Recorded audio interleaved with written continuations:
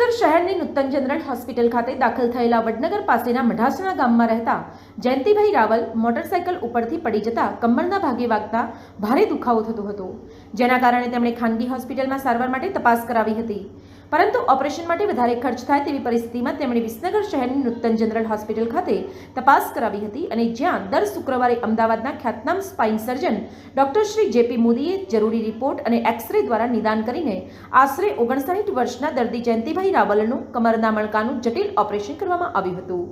છેલ્લા 2 મહિનાથી કમરના દુખાવાથી પીડાતા દર્દીને ફક્ત 15 દિવસમાં જ ચાલતા કરી દીધા હતા। શહેરની નૂતન જનરલ હોસ્પિટલ ખાતે સમગ્ર ગુજરાતમાંથી દરરોજ ગરીબ અને મધ્યમ વર્ગના લોકો ભારત સરકાર શ્રીના પીએમજેવાય કાર્ડમાં સારવાર માટે આવતા હોય છે, ત્યારે ગુજરાતના અમદાવાદમાં આવેલી સિવિલ હોસ્પિટલના પૂર્વ સુપ્રિન્ટેન્ડન્ટ અને પ્રખ્યાત spine surgeon doctor JP Modi અને તેમની ટીમ દ્વારા જટિલ ઓપરેશન કરવામાં આવે છે। દર શુક્રવારે અમદાવાદથી આવતા ડોક્ટર મોદી અને તેમની ટીમ દ્વારા હાડકાના દર્દીઓની તપાસ કરીને સરકારશ્રીની પીએમજેવાય કાર્ડમાં વિનામૂલ્યે સારવાર અને ઓપરેશન કરવામાં આવે છે। આ અંગે અમે દર્દી જયંતિભાઈ રાવલનો સંપર્ક કરતા તેમણે જણાવ્યું હતું કે મારા સફળ ઓપરેશન બાદ હું નૂતન જનરલ હોસ્પિટલના ડોક્ટરો અને સ્ટાફ સહિત ચેરમેન પ્રકાશભાઈ પટેલ અને સરકારશ્રીનો આભાર વ્યક્ત કર્યો હતો। મારું નામ જયંતિભાઈ વિઠ્ઠલભાઈ રાવળ, ગામ મઢાસણા। આજથી 2 મહિના પહેલા હું બાઇક લઈને જતો હતો અને બાઇક સ્લીપ મારી જતો, મને કમરના મણકામાં ઈજા થઈ। એના કારણે હું બેસી નહોતો શકતો, ચાલી નહોતો શકતો, કોઈ પણ ક્રિયા હું જાતે કરી શકતો નહોતો અને સતત 24 કલાક દુખાવો ચાલુ રહેતો હતો। ત્યારબાદ મેં 2-3 જગ્યાએ પ્રાઇવેટ દવાખાનામાં ટ્રીટમેન્ટ કરાવ્યું।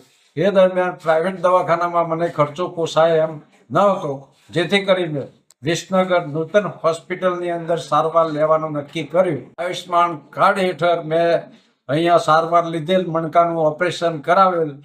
મોદી સાહેબ, ડૉક્ટર સાહેબ તથા બીજા ડૉક્ટરોનો સપોર્ટ સારો હતો, એનો સ્ટાફ પણ સારો હતો અને આયુષ્માન કાર્ડ નીચે અત્યારે હું મારી તમામ કાર્યવાહી, રોજિંદી કાર્યવાહી હું જાતે કરી શકું છું, હલનચલન કરી શકું છું। મુખ્યમંત્રી શ્રી ભૂપેન્દ્રભાઈ પટેલ તેમજ પીએમ શ્રી નરેન્દ્ર મોદી સાહેબ તેમજ ગુજરાત સરકારનો હું બહુ આભારી છું। આ બાબતે વધુ માહિતી ડોક્ટર શ્રી જેપી મોદીએ આપી હતી। પેશન્ટ અમારા ત્યાં જયંતિભાઈ રાવલ કરીને છે, જેઓ પહેલા એસઆરપીમાં નોકરી કરતા હતા, હમણાં 1 વર્ષથી રિટાયર થયા છે અને તેઓ વડનગરના બાજુના ગામના છે। 2 મહિના પહેલા એ બાઇક ઉપરથી પડી ગયા હતા, પણ બાઇક ઉપરથી પડી ગયા હતા એવું કહે છે, પણ એમનો મણકો છે જે 12મો મણકો એ ફ્રેક્ચર થયો હતો અને ઉંમર સાથે મણકા પોચા થવાથી એવું થતું હોય છે અને મણકો આખો વિન્ડશીલ્ડ ઇફેક્ટ થતો હતો, એટલે હાલક ડોલક હતો, આમ થતો હતો, દબાઈને ખુલે એટલે ચાલવા જાય એટલે એમને ડાયનેમિક ન્યુરોલોજિકલ ડેફિસિટ થાય। ચાલવા જાય એટલે બંને પગમાં વીકનેસ થાય અને 5 મિનિટ પછી બેસી જવું પડે, એવી તકલીફ હતી। અમારી જોડે આવ્યા ત્યારે એમને ચાલવામાં ખૂબ જ તકલીફ હતી, સપોર્ટ વગેરે ચાલી નતા શકતા અને પછી મેં સમજાવ્યું એમને કે આપણા ત્યાં અહીંયા નૂતન મેડિકલ કોલેજમાં બધી તપાસ થઈ જશે ફ્રી ઓફ કોસ્ટ, મા કાર્ડ અંતર્ગત, પીએમજે અંતર્ગત। MRI થયો, સિટી સ્કેન કરાયો અને એ નોન યુનિયન હતું D12 લેવલે, એટલે આપણે એમને સમજાવ્યું કે આમાં સ્ક્રૂ નાખવા પડે, સિમેન્ટ નાખવું પડે અને ફિક્સ કરવું પડે અને પછી લાંબા સમય સુધી 2 વર્ષ સુધી એમને ઇન્જેક્શનો લેવા પડશે મણકા મજબૂત કરવાના।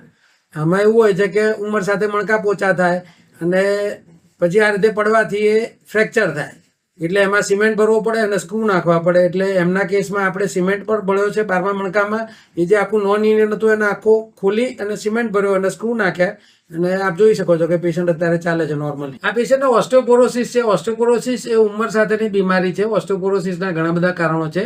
ઓસ્ટિયોપોરોસિસને આપણે સાદી ભાષામાં એવું કહીએ તો ઉંમર સાથે મણકા પોચા થતા હોય છે, જે બહેનોમાં બહુ કોમન છે। પોસ્ટ મેનોપોઝલ મેન્સિસ જ્યારે બંધ થાય એના પછી એમને મણકામાંથી કેલ્શિયમનું ધોવાણ વધારે થતું હોય છે અને એના કારણે મણકા પોચા થતા હોય છે, જેને પોસ્ટ મેનોપોઝલ ઓસ્ટિયોપોરોસિસ કહેવાય છે। અને જે મેલ હોય છે એમાં નોર્મલી ઓસ્ટિયોપોરોસિસ બહુ લેટ એજમાં થતો હોય છે, 75-80 years, at the age of 65-70 યર્સે થતો હોય છે, કારણ કે એમાં ટેસ્ટોસ્ટેરોનનું પ્રમાણ નોર્મલ રહેતું હોય છે, એટલે એમાં ઓસ્ટિયોપોરોસિસ થવાની શક્યતાઓ ઓછી હોય છે। પણ રિટાયર્ડ માણસોમાં જેમ કે કોઈ વ્યસન હોય એના કારણે કેલ્શિયમનું ધોવાણ થતું હોય છે અને ઇનએક્ટિવ હોય છે પોતે રિટાયર્ડ લાઈફમાં, ત્યારે આ કેલ્શિયમ ઓસ્ટિયોપોરોસિસ થતું હોય છે અને એના કારણે મણકા પોચા થતા હોય છે અને આવા ફ્રેક્ચરો થતા હોય છે। એટલે મારો એક મેસેજ છે જાહેર જનતાને કે માણસો રિટાયર થયા પછી એક્ટિવ રહેવું જોઈએ, થોડી થોડી કસરતો કરવી જોઈએ, યોગા કરવું જોઈએ, જેના કારણે હાડકાં મજબૂત રહે છે અને મજબૂત એના કારણે ફ્રેક્ચર થવાની શક્યતાઓ ઓછી થતી હોય છે.